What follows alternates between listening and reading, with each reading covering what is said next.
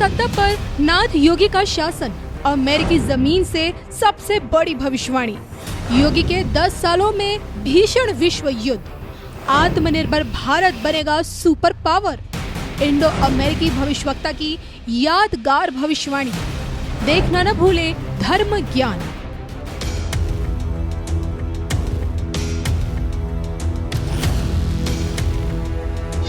मुख्यमंत्री योगी आदित्यनाथ के लिए उनका यूपी से सीधा दिल्ली आने का, और खुद वो नाथ सन्यासी है। और क्या लगता है आपने एक तस्वीर, एक कुंडली बनाई तो होगी, जब योगी जी सत्ता पर आएंगे तो तब की तस्वीर कैसी होगी भारत की? क्या चेंज, ड्रास्टिक चेंज देखने को मिलेगा? क्योंकि यूपी में तो मैं खुद यूपी में रहती हूँ, तो मुझे पता है कि यूपी में योगी जी के बाद आने का जो चेंज हमने देखा है ना, विश्व पटल पर भारत की सेंट्रल गवर्नमेंट में कितना बड़ा चेंज होगा। योगी जी, एक बात कहूंगा, योगी जी बहुत ही उनका त्याग भाव बहुत ही बड़ा है, उनका निस्वार्थ भाव बहुत ही बड़ा है, और वो बिल्कुल सन्यासी है। वो नाम के सन्यासी नहीं है, क्योंकि बहुत सारे सन्यासी होते हैं आजकल इस घोर कली में जो नाम के वास्ते संन्यास ले चुके हैं, मगर उनकी दिलचस्पी कई चीजों पे है। वो सिर्फ नाम के सन्यासी है, वो एक्चुअल सन्यासी नहीं है। मगर ये जो योगी आदित्यनाथ जी हैं वो बिल्कुल सन्यासी है।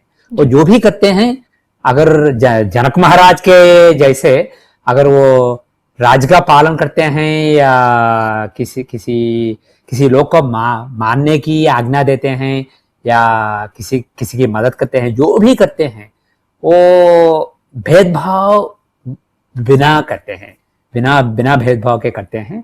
वो बिल्कुल सन्यासी है। मगर एक बात मैं कहूंगा, नरेंद्र मोदी जी उन्होंने सन्यास नहीं लिया है, मगर लेना चाहते थे, मगर रामकृष्ण मठ के लोगों ने उन्हें वापस भेजा था। मगर उनकी कुंडली में मोक्ष स्थान जो है 12th हाउस, द्वादश स्थान में द्वादशेश, मोक्ष स्थान में मोक्षेश हैं, और वो उच्च राशि में है बुध जी, और केतु से जुड़े हुए हैं। केतु जो है वो मोक्षकारक है, इसलिए और एक ग्रह है वहां पे, इसलिए उनका त्याग भाव जो है, उनका संन्यास भाव जो है वो बहुत ही बड़ा है। वो योगी से बिल्कुल कम नहीं है। योगी जी जितना सन्यासी हैं, मोदी जी भी उतने ही सन्यासी हैं, मन से, बाहर से नहीं मगर मन से, अंदर से उतना ही संन्यास भाव है उनमें। जो भी करते हैं निस्वार्थ भाव से करते हैं, और भगवान को अर्पण करने के भाव से करते हैं।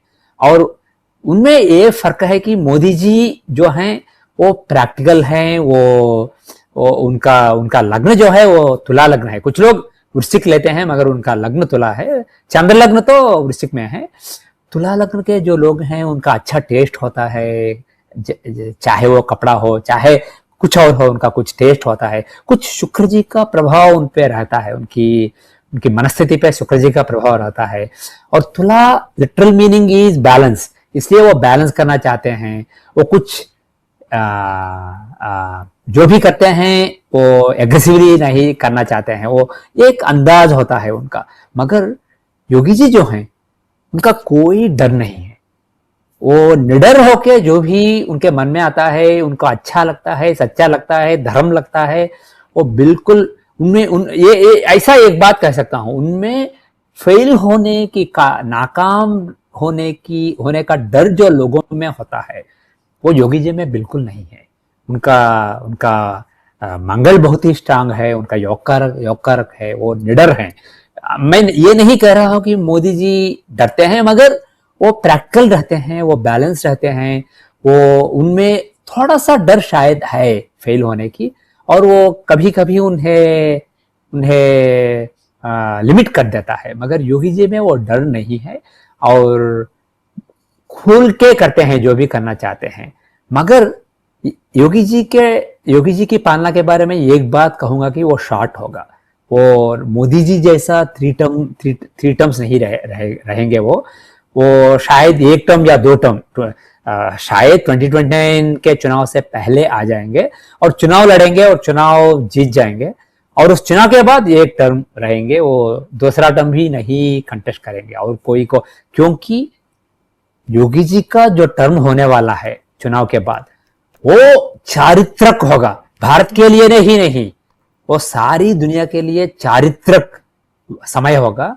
उस समय पे इतने चेंजेस देखने को मिलेंगे भारत में और दुनिया में कि इतना विनाश होगा दुनिया में। ये जो जिस महायुद्ध की बात हमने की थी, वो महायुद्ध उसी वक्त में होगा। सो इसलिए योगी जी भारत को एक महायुद्ध में भारत का नेतृत्व करेंगे और सफलता के साथ भारत को जिताएंगे।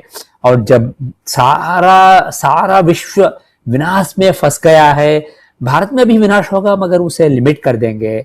और उस युद्ध के बाद मिलिटरीली और इकोनॉमिकली आर्थिक रीति से और आल्सो मिलिट्री तौर से भारत बड़ा पावर बन चुका होगा। और उसके बाद उन्हें लगेगा कि जो करना था हमने कर दिया, अब हमें आध्यात्म पे फोकस करना है, इसलिए वो चले जाएंगे। ये बहुत ही शॉर्ट होगा, बहुत बहुत महत्वपूर्ण होगा।